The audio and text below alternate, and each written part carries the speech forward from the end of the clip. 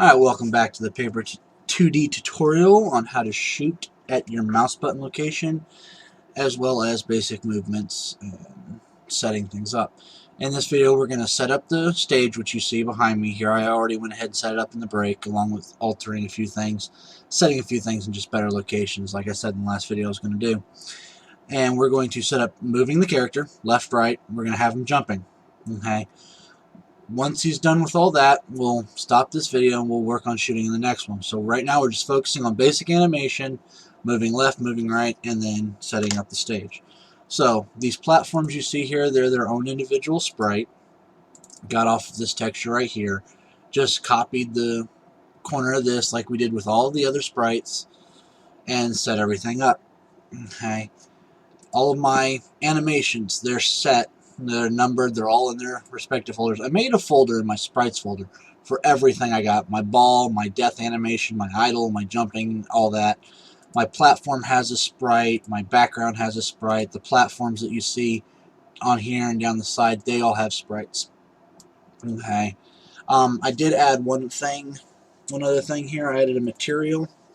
And this material, as you can see here, it's actually set to a translucent, so it's kind of invisible in a way. We're looking for different things while we're moving the texture, and I'll show you the moving of it here in a minute, basing off of the absolute world position. So no matter where in the world, now the world being the X or the Z axis, that this material is at, it's going to update the way the material looks, all right, along the X and the Z axis. RGB being X, Y, Z, A being alpha, or if you see over here on the sprite textures, red, green, blue, and the alpha.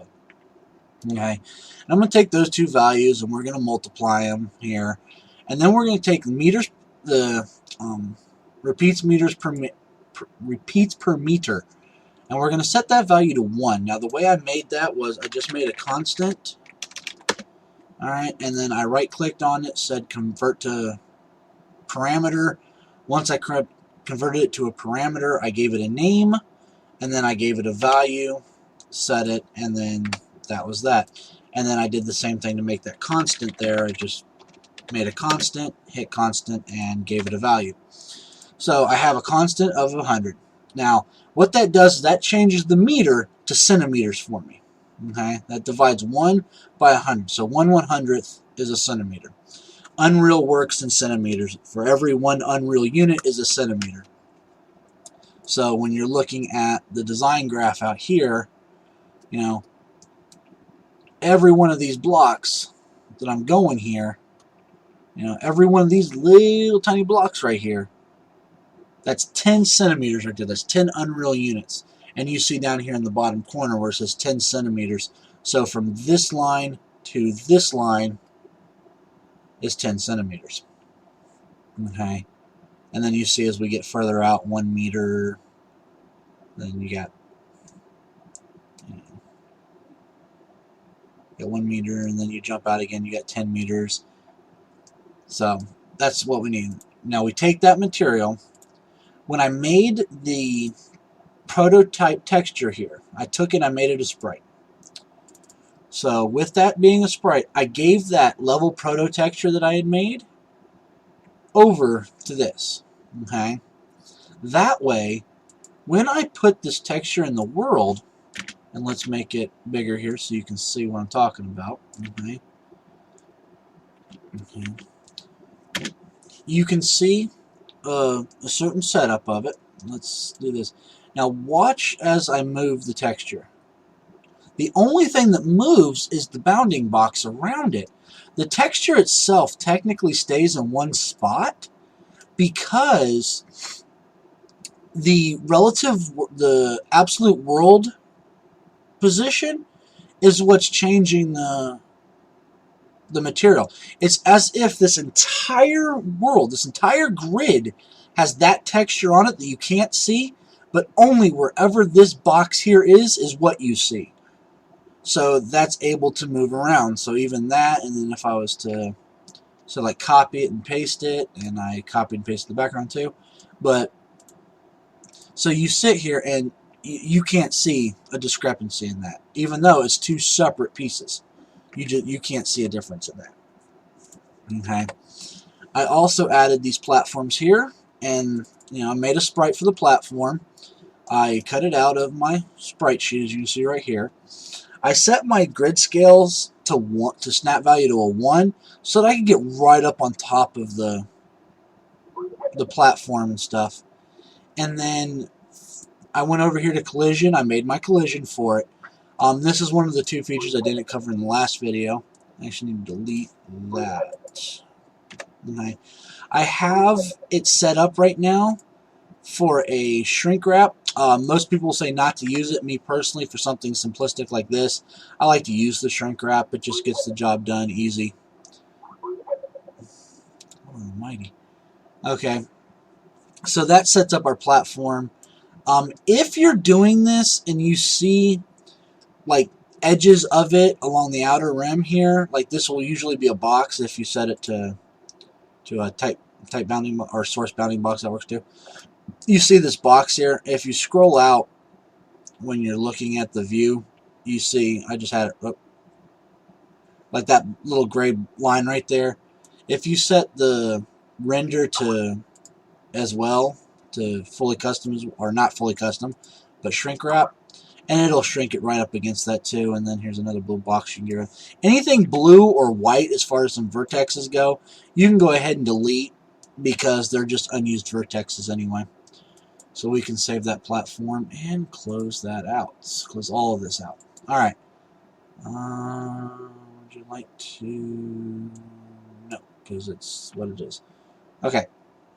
So now, we look at this and we took these on here. I've made the block and I just, stretched it out. I just did that a couple of times. And then I also dropped the platforms.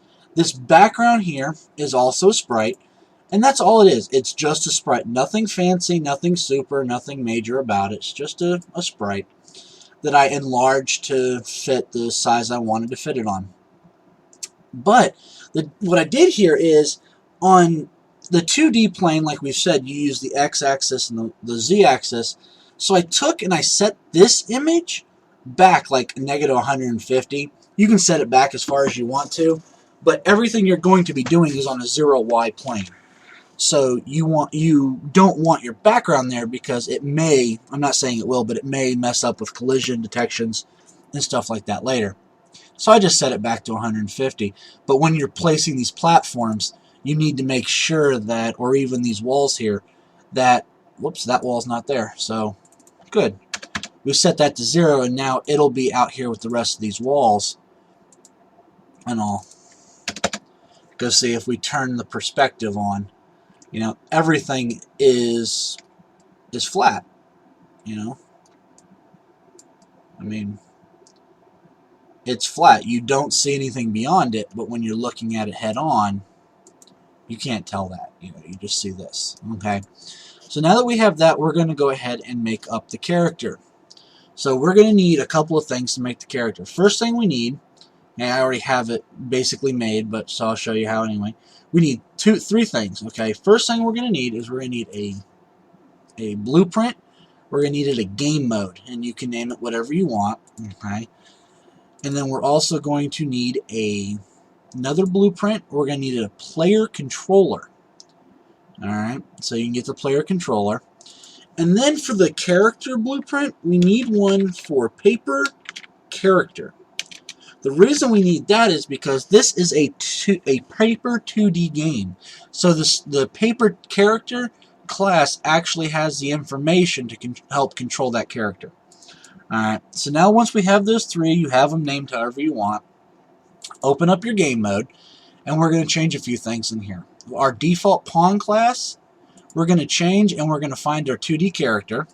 Okay, and the player controller class, we're going to change to our controller that we just made. So go ahead, save that. We can exit out of that. In the 2D player controller blueprint you made, you need to take the mouse cursor, and you need to make sure it's showing it, and you need to make sure it allows for click events. go ahead and set this now. We won't have to worry about it later when we go doing the clicking to determine where we're going to shoot the ball, or at least what direction we're going to shoot the ball in. Okay, and then we can go ahead and we can look into our event graph here. Okay, because we need to make our, not the event graph, but our components then. We have our Sprite, which you can see I already have mine in here. Blown up, she doesn't look all that great, but hey, it's there.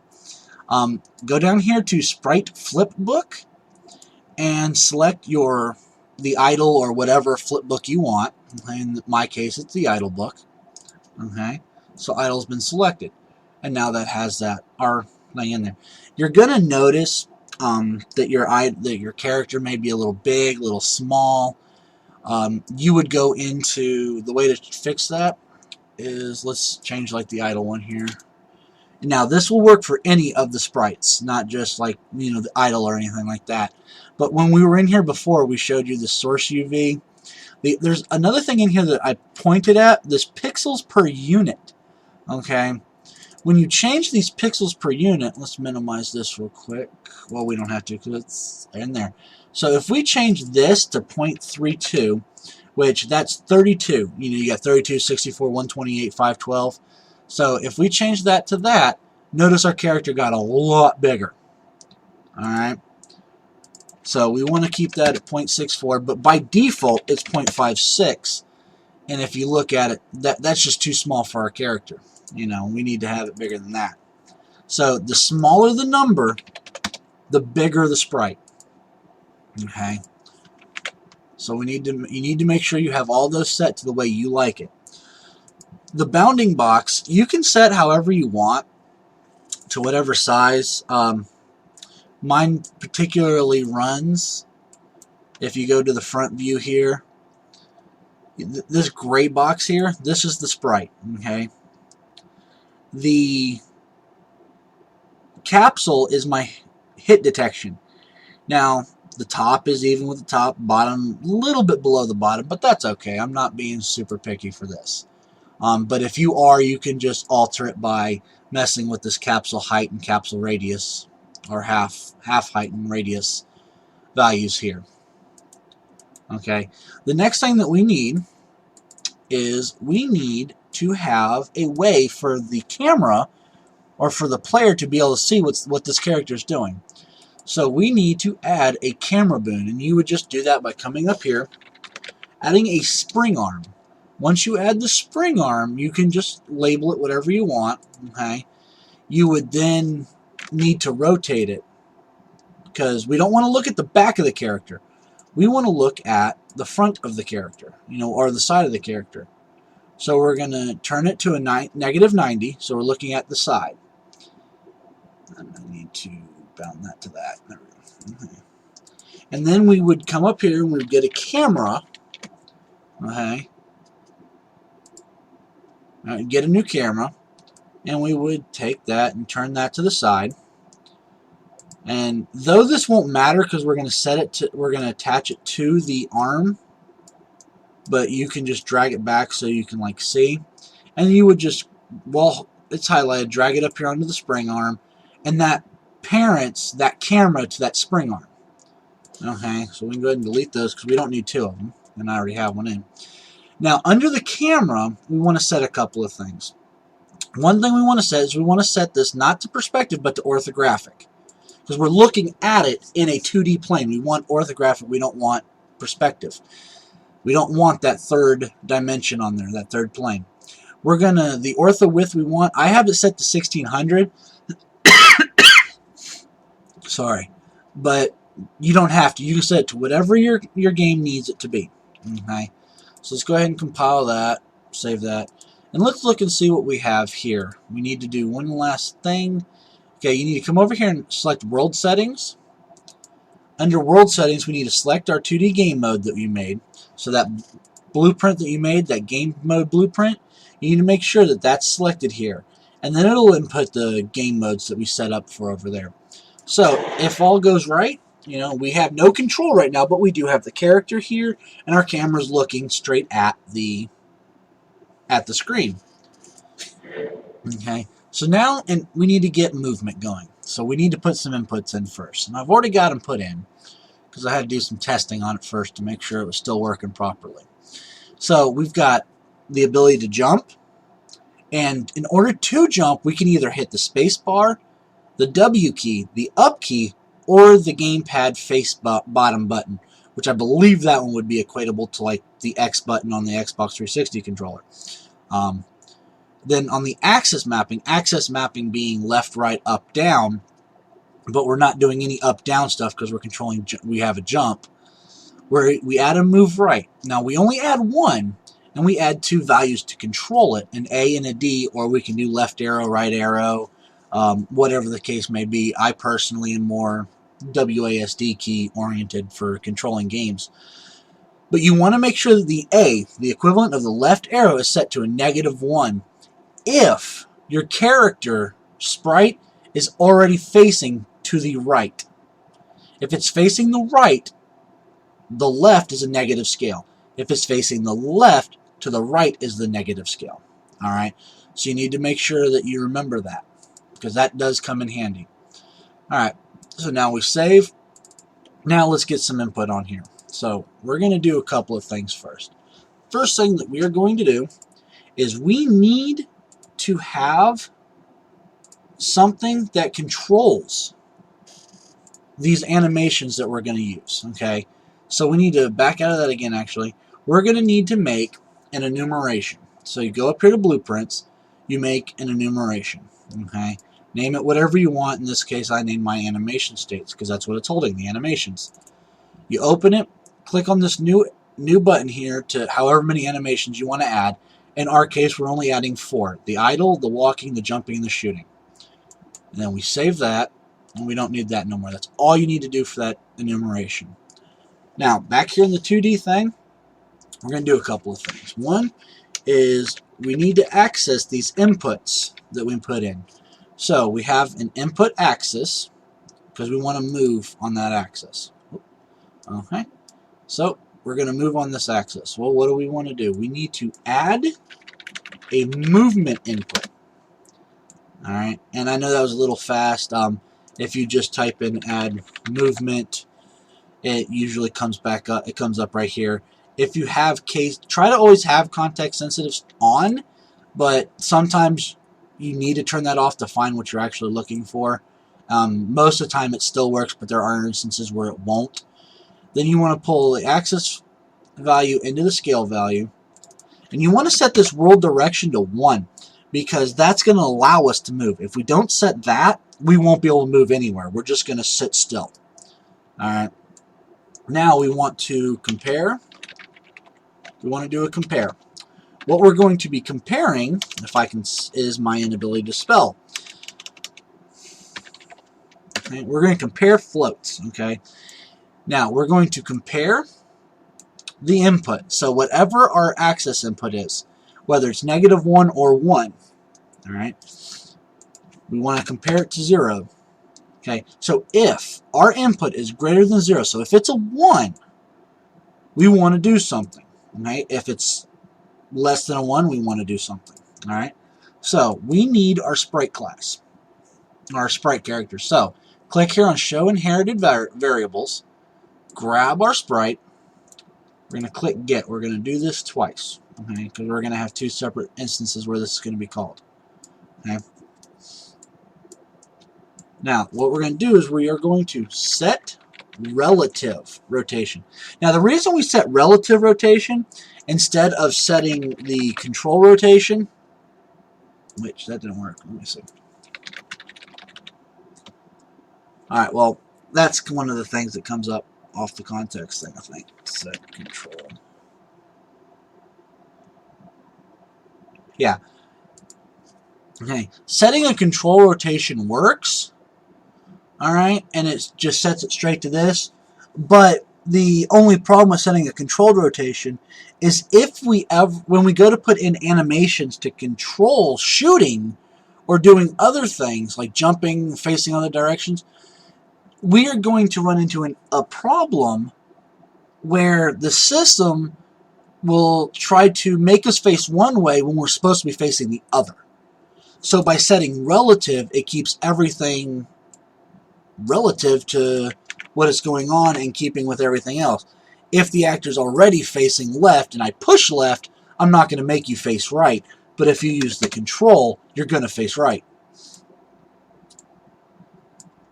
Now, so if it's greater than, it's positive, so we want to face to the right. So we got that set. If it's -1, we want to face to the left because we're facing the opposite direction. So we want to turn the yaw, which is our z-axis. No, that's wrong. We want to change our yaw to 180. So we're pretty much going to take our character and flip it. All right. So let's see how this works so far. All right. We got our character. We hit the D key. We can move that way. We hit the A key. We can move that way. We have no animation, but we're going to get that. But we're able to move. And we're able to turn the direction. So how do we set up something to help us control our animations? Well, we're going to do event custom, and we're going to add a custom event. We're going to call this update animations. Alright. Now with that made, we can come up here and do update animations, and we see a call function, update animations. Now, this isn't calling a function to here, where you would normally have your functions right here, functions. It's actually calling a function that you are building right here. Now, you could probably put that in an actual function and have it firing, but you really don't. You don't need to. You can just stick it here and it'd be fine. Okay. Now, the next thing that we're going to need to do is we need to set up a couple of variables to determine what we're doing. Are we walking? Are we jumping? And I'm compiling and saving. So, we need to do is moving is a variable. We need to set another variable of is falling and compile and save. So we have this. I compile and save a lot, you'll notice through these tutorials, because Unreal Engine has a habit of crashing. The more you're doing with it, the more in one program, the more it seems to want to crash. Alright, so we're going to set these. We're going to set moving, and we're going to set falling. Okay, so we set that, we set that. Okay, now how are we going to determine that these variables are even something going on? So we're going to get the velocity. Nope, turn context back on. Okay, we get our velocity of actor. You want to make sure it's the actor one because of the character. We want to know if the character's moving, not anything else, just the character. Okay, we're going to get a vector length. The reason we want a vector length is because it's going to take this x, y, z information from the velocity and spit out all of that information as one single value. And then we want to see if that value is greater than 0. If it is greater than 0, then is moving is true. Otherwise, is moving is going to be false. So if it's greater than 0, that means we are moving to the left, or we're moving to the right, or we're jumping. We're doing something. Okay. Now, the next thing that we need to look into is we need to determine our falling. So we want to get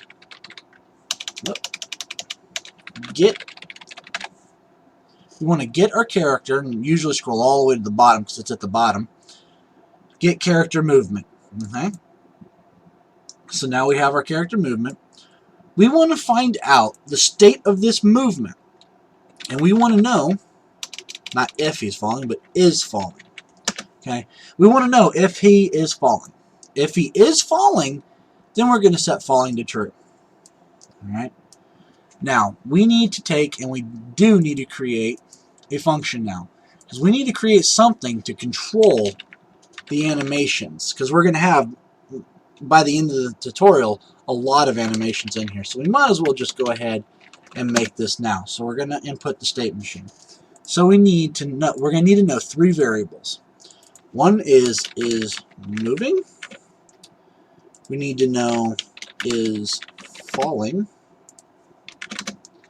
And we're going to need to know is shooting. So we'll go ahead and put that in there right now. You don't have to because we'll go back over that later. But now we need an output, and that is going to be a paper flipbook, because for one, there's no other type of flipbook.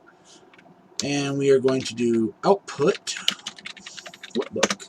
What that's going to do for us is once we determine what we're doing, if we're falling, if we're shooting, if we're jumping, if we're moving, then we're going to tell it what animation to set.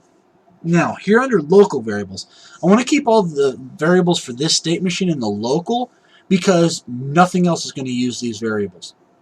Okay, so I want to set a couple of booleans first. I want to set one to moving. I want to set shooting.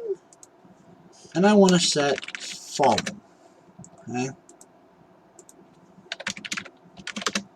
And I also want to set animations. Okay. Now the animations one is going to be to our animation states, the enumerator that we made earlier. So we set that, we save that. Okay. So now we need to determine these. We could just take and write several different branches here and pull this to that and this to that and this to that, but that gets messy, and I'm somewhat OCD, so I like my stuff to be simple and, you know, findable. So we are going to take and we are going to set shooting, or falling and moving. So plug that in there, plug that in there.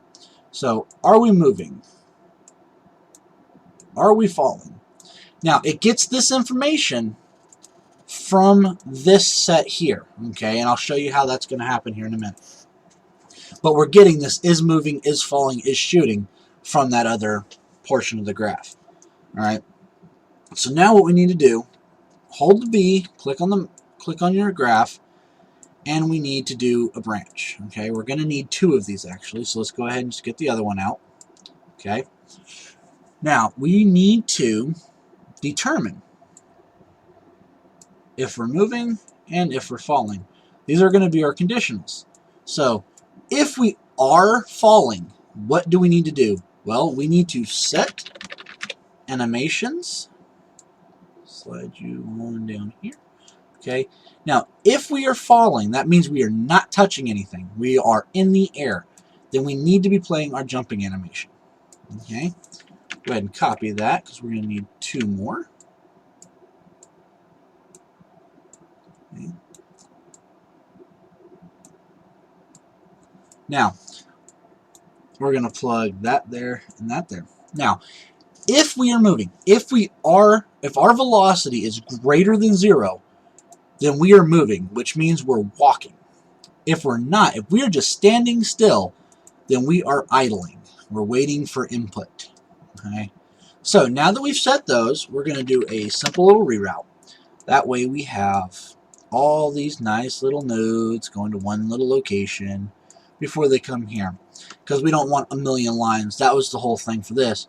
You know, otherwise you'd have this line coming all the way over here and this line going there. And if we ever had to do other calls to animations within this state machine, you know, you wouldn't want these going all the way, like way out here, wherever the case may be. Okay, so now we need to find a way to set the flipbook. So we're going to drag off of our outbook flipbook, and we're going to click on utility.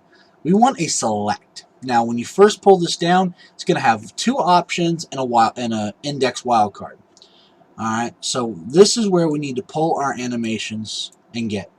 This, remember, this has all of the information from our enumeration that we made earlier for our animation states. So all of our walk, our idle, our jumping, and our shooting animations. So when we plug this into wildcard, bam, there they all are. Idle, walking, jumping, shooting. But it doesn't know what flipbook to set to those. So we just go through here, idle, walking is walk, jumping is jump, and I mean shooting we already have set up, so we'll go ahead and get that in there.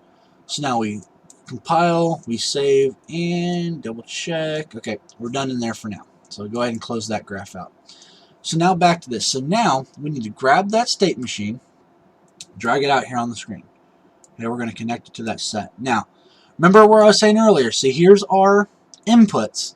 So this state machine is looking for this information so it knows what to do. So we need to get is moving and plug it in. we need to get is falling and plug it in. If nothing is plugged into it, it's going to consider it's already false, but we'll have a variable for is shooting later that we're going to use. Alright, so now we carry the information in, we run all of our computations. Now we need to set the flipbook. Okay, so we need to get, and then we're going to drag off of our sprite and set flipbook. Okay, connect the execution nodes. Now we're going to connect output flipbook to the new flipbook. What that's going to do is whatever the flipbook result in here is, the idle, the jump, the walk, the shoot, it's going to spit that result back out here. So we're going to have that result here. Alright, so make sure all that's done. Alright, so let's see what we got. Okay, hit play. We move to the side, we can walk. We move to the other side, we're walking. We stop moving, we have that. Now we don't have the jump put in, so let's go ahead and add that because that's part of basic movement. So open up the 2D character. Okay, so let's do something here real quick. Let's see. Rotation of character. And this is whoops. Animation. Okay. Okay, so we need to set the input action for jump. See, we have shoot and jump. We'll use shoot later, but for now we're just using jump. So we come up here to pressed, and we want to jump. I mean, easy as pie. That's not very hard. Okay. Just drag that right there. All right. So now, let's see if that worked. And now we're jumping. And we can jump there, we can jump over here, jump up here. Well, we can't, but... Now, something to note here is you can change these values and stuff for like the controls, the jumping, the flying. If you come over here to defaults in the character blueprint that you made, you scroll all the way down here to the bottom. Now remember, this is 4.6.1, so these may be in different locations or differently done. And you can change the jump velocity, so let's say we want to change it to 800. Alright, so when we change it to 800, we jump higher. Now you may not want to jump that high, because I mean I don't want to be able to jump half the level.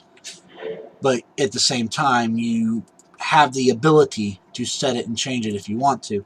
But we're going to put it on 500, because I think 500 is the number that's relatively good for the platform. So yeah, that's relatively good. So I mean, we can't jump up to there to that platform, or to that one apparently. But I mean, we can, just jump around, have fun. The other thing that you want to look into is, like, you got gravity scale here, which is a 1. If you change that, gravity is 9.8 meters per second squared. So when you have it set as a 1, it's at that value. If you go above it, it's more. If you go below it, it's less. Let's set that to 600 because I don't like the jumping. But you got other things here like air control. You've got, in fact, we're probably going to turn a couple of these off just for sake of making things easier. Alright, we're going to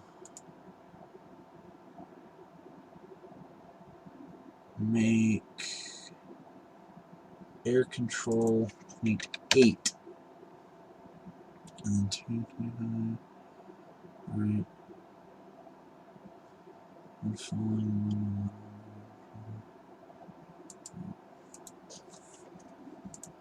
So now we can just, and we can walk around. I mean, you just have to play with the settings, but that's the basic.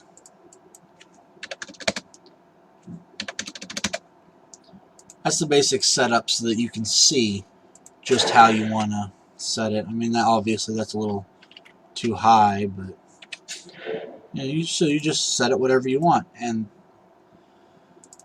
that'll get you the results that you want.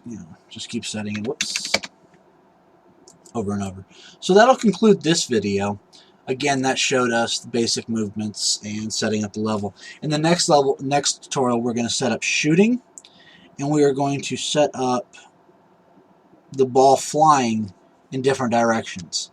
Okay. Well, I look forward to seeing you in the next video. Thank you.